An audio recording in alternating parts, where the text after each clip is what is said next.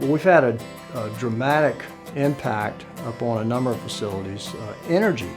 We've had over 28% savings at Port Allen High School many years ago after we did our initial startup.